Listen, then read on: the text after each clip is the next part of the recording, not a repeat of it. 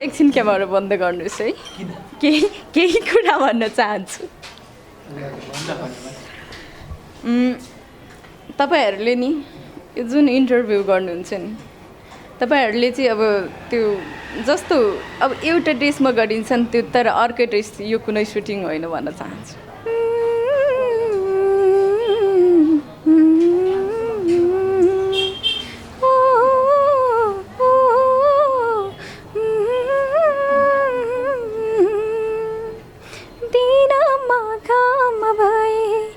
रातमा चुना दिनमा घाम भए मलाई मेरो आँखाबाट हिँड्दै हुन्थ्यो जस्तो लाग्छ तर मेरो आँखाबाट नहेरेको कारणले उनीहरूका आँखाले हेरेको कारणले मलाई कसैले छुत्रो ठान्छन् नेगेटिभ मान्छेले नेगेटिभ नै देख्छन् त्यो पहिला तपाईँ प्रेम गीत 3 को कुराले चर्चामा आउनु भयो यो कुरा चाहिँ नसोध्नु होला जुन शब्द चाहिँ रहेको छ शिशिर भण्डारीको र हजुर शब्द चाहिँ शिशिर भण्डारीको रहेको छ हुन्छ त्यही गीत रचना रिमालले चाहिँ गाउनु भएको छ त्यही गीत हल्का गाइदिन्छु चर्केको ऐनसरी फुट्यो हाम्रो माया तिमीले घात गरेपछि टुट्यो हाम्रो माया चोखो माया गर्ने मेरो दिल तोडी गयो सम्पूर्ण अब आउट कन्ट्रीको मेरो फ्यानहरू पनि हुनुहुन्छ जुन नेपालभित्र पनि हुनुहुन्छ र सधैँ पनि म कुनै टाइम चाहिँ अब धेरै टाइम म हराएकी थिएँ सधैँ माया गरिदिनुहोस् यतिखेर यहाँले फिल्ममा देखिराख्नु भएको छ केही समय अगाडि टिकटकमा एकदमै भाइरल गुराँस नानी पछिल्लो समय लामो समय उहाँ हराउनु भयो र अब चाहिँ फेरि हामीले गुराँस नानी इज ब्याक पनि भन्दैछौँ है उहाँ हुनुहुन्छ उहाँसँग आज रमाइलो कुराकानी गर्नेछौँ अन्तिमसम्म हेर्नु होला रमाइलो गर्नु होला सबैभन्दा सुरुमा आज हाम्रो अतिथि गुराँस नानीलाई स्वागत गर्न चाहे स्वागत छ धन्यवाद आरामै हुनुहुन्छ एकदम आराम छु भन्नुपर्छ यो लामो समय तपाईँ मिडियामा हराउनु भयो कहाँ जानुभएको थियो म सोलुखुम्बु मेरै गाउँ गएकी थिएँ होइन जुन लकडाउनले गर्दाखेरि म घर गएको थिएँ र उता गइसकेपछि चाहिँ फर्किने मन पनि छिटो भएन त्यही भएर वाह हाम्रो दर्शकले हेरिराख्नु भएको छ तपाईँलाई तपाईँले सिन्दुर लगाए जस्तो पनि देखिन्छ विवाह गर्नुभयो कि विवाह गरेर पो हराउनु भयो कि भन्ने पनि दर्शकहरूलाई लाग्न सक्छ तसर्थ के भन्नुहुन्छ त्यो त अवश्य पनि देखि पनि राख्नु भएको छ दर्शकबिनहरूले होइन एकदमै जुन अहिले चाहिँ यो मिडिया मार्फत चाहिँ अब देख्नुहुन्छ यो भिडियो चाहिँ रिलिज भएपछि उहाँहरूले पनि क्वेसन त गर्नुहुन्छ कमेन्ट मार्फत पनि क्वेसन सोध्नुहुन्छ तर मैले चाहिँ बिहे गरेको भन्दा पनि यो चाहिँ मैले बिहान बिहान पूजा गर्छु त्यसैको चाहिँ यो अबिर सिन्दुर पनि होइन अबिर मैले लाउने गर्छु भनेपछि गुराँस नानीको विवाह भएको छैन छैन करिबन हामी 9 महिना 10 महिनाको हाराहारीमा छौँ यो कोरोनाले एकदमै अस्तव्यस्त बनायो यो बिचमा गुराँस नानीको टिकटकहरू पनि कम आए किन अब गाउँघरमा चाहिँ एकदम गाह्रो पनि हुन्छ काम गर्नुपर्छ त्यही भएर पनि नहालेको हो र पछिल्लो समयको कन्टेस्टेन्टहरूलाई पनि मैले चाहिँ उहाँहरूलाई पनि अब के अरे ठाउँ दिनुपर्छ होइन अवसर दिनुपर्छ भनेर म चाहिँ नआएकी भनेपछि तपाईँले गर्दा अरू हाइलाइटमा आएका थिएनन् हो मैले गर्दा त धेरैजना आउनु भएको छ होइन पछिल्लो समयमा म पछि पनि नेक्स्ट टाइममा चाहिँ धेरैजना आउनु भएको छ तपाईँ हराए पछाडि अथवा तपाईँ टिकटकमा आउन छोडेपछि त धेरैजना टिकटकरहरू आउनुभयो नि त धेरैजना टिकटक स्टारहरू हुनुहुन्छ म हराइसकेपछि होइन तर पनि त्यसमा चाहिँ मलाई खुसी लाग्छ किनकि उहाँहरू पनि एउटा उहाँहरूसँग पनि कला छ नि त पर्फर्मेन्स एकदम राम्रो गर्नुहुन्छ र मैले पनि ठाउँ दिनुपर्छ मैले मात्र गरेर हुँदैन त्यही भएर पनि एकदमै राम्रो लाग्छ म हराएको चाहिँ अब त्यस्तै हो उहाँहरूलाई फाइदा भन्दा पनि उहाँहरूले चाहिँ अब ठाउँ पाउनुपर्छ पर्फर्मेन्स देखाउनलाई भन्ने लाग्छ। त्यही भएर पनि म केही समय चाहिँ टिकटक नबनाएको कारण त्यही हो। तपाईँ काठमाडौँ ब्याक हुनुभएको छ, अब के गर्ने सोचमा आउनु भएको छ? अब सोच त धेरै हुन्छ नि, तर अहिले बताउन चाहन्न। ठिक छ। अनि तपाईँ काठमाडौँ आउनुभयो, यो 9 महिनाको बिचमा छ नि, तपाईँलाई जो फिल्म बनाउँछु भन्नेहरूले, फिल्ममा लिन्छु भन्ने अफरहरू कति आए, के आए, के भयो त यो 9 महिनाको बिचमा? 9 महिनाको बिचमा खासै केही भएको छैन। म त घरमा गएर एकदम फ्रेस भएर आरामसँग बसेँ होइन। एकदम केही अफरहरू आएको छैनन् भनौँ है। ठिक छ। यो समय, अहिलेको समय तपाईँ काठमाडौँ आइसके पछाडि चाहिँ के कुराहरू हुँदैछ, के छ? केही पनि कुरा भइरहेको छैन। हजुर। तपाईँको इन्टरभ्यूहरू कति आइरहेछ? इन्टरभ्यू हल्का फुल्का आइरहेछ। तपाईँ घर गए पछाडि र घर गएर यहाँ काठमाडौँ आउँदाखेरि जुन हामीले तपाईँलाई पहिलो लास्ट टाइम देखेको थियौँ नि, तपाईँको स्क्रिनको कलर अलिकति चेन्ज पाएँ मैले, अथवा भनौँ न पहिलाभन्दा अलिकति डार्क अथवा अलिकति पहिलाको जस्तो साइनिङ भनौँ अलिकति काली काली भएको देख्छु, के हो?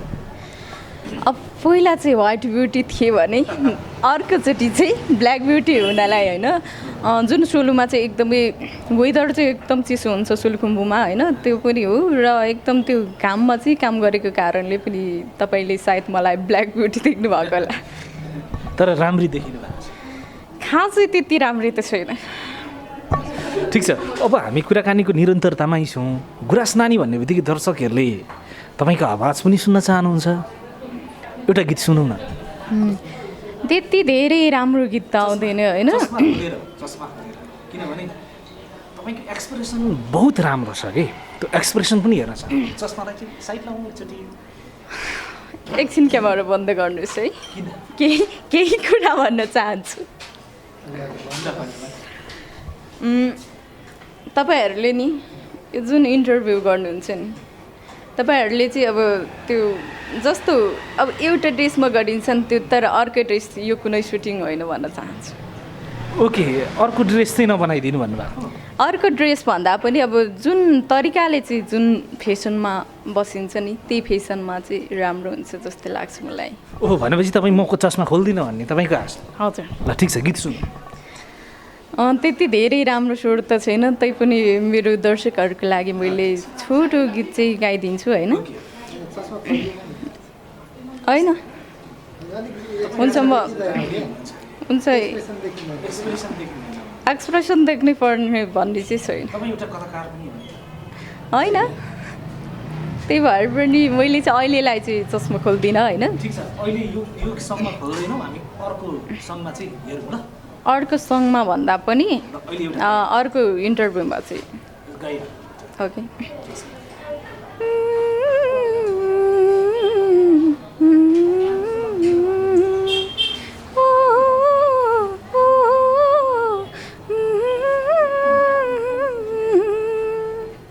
दिनमा घाम भए रातमा जुन, दिनमा घाम भए रातमा जुन, जति नाचो जति हाँसो 2 दिनको पाहुना हो, 2 दिनको पाहुना।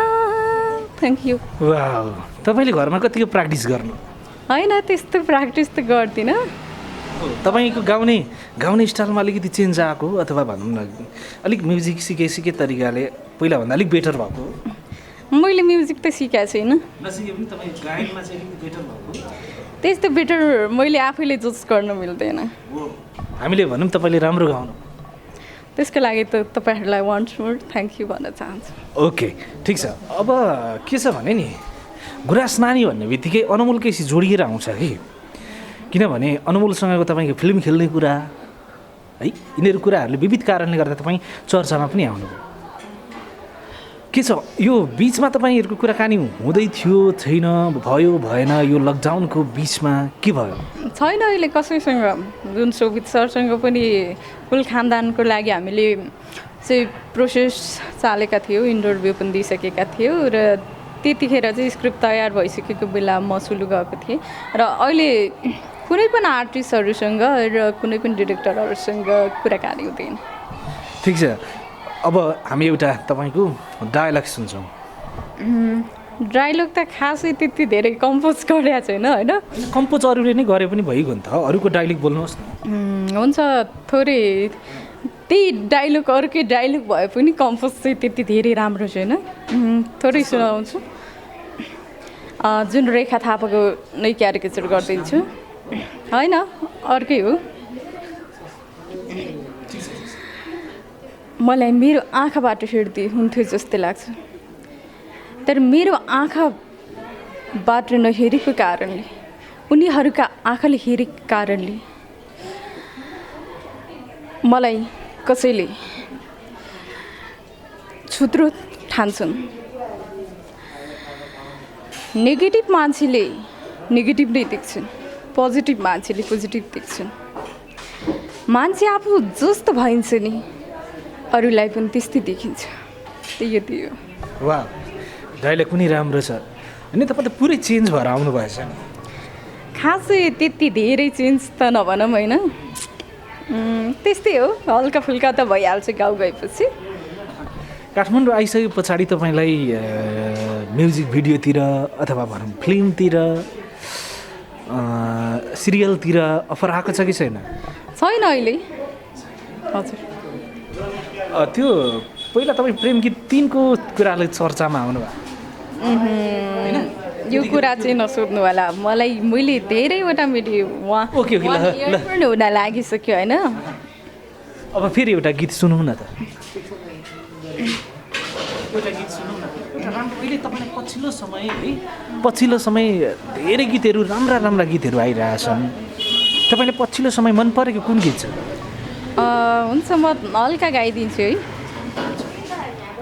जुन शब्द चाहिँ रहेको छ शिशिर भण्डारीको र हजुर शब्द चाहिँ शिशिर भण्डारीको रहेको छ। हुन्छ, त्यही गीत रचना रिमालले चाहिँ गाउनु भएको छ, त्यही गीत हल्का गाइदिन्छु। चर्केको होइन सरी फुट्यो हाम्रो माया, तिमीले घात गरेपछि टुट्यो हाम्रो माया।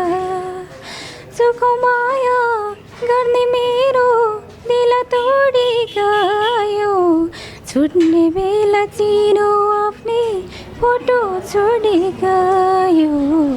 फोटो फिल्ममा कहिले मिलन कहिले बिछोड माया प्रेममा। फोटो फिल्ममा सधैँ उस्तै नहुने हो माया प्रेममा। फोटो फिल्ममा सधैँ उस्तै नहुने हो माया प्रेममा। वाह, निकै नै मिठो गीत गाउने भएर आउनु भएछ। घर बसाइमा तपाईँको गायन चाहिँ अलिक सुध्रेछ है, राम्रो भएछ। खै कस्तो छ त्यो त आई डोन्ट नो। मैले अघि नै भनिसकेँ, मैले आफैले जज गर्नु मिल्दैन, त्यही भएर। ठिक छ, अब काठमाडौँमै बस्नुहुन्छ तपाईँ? हजुर, अब केटिएममै बस्छु। ठिक छ, अब टिकटकहरू कतिको आउँछ त तपाईँको आगामी दिनमा? हल्का फुल्का आउँछ, तर त्यति धेरै त मैले अघि नै भनिसकेँ नि त।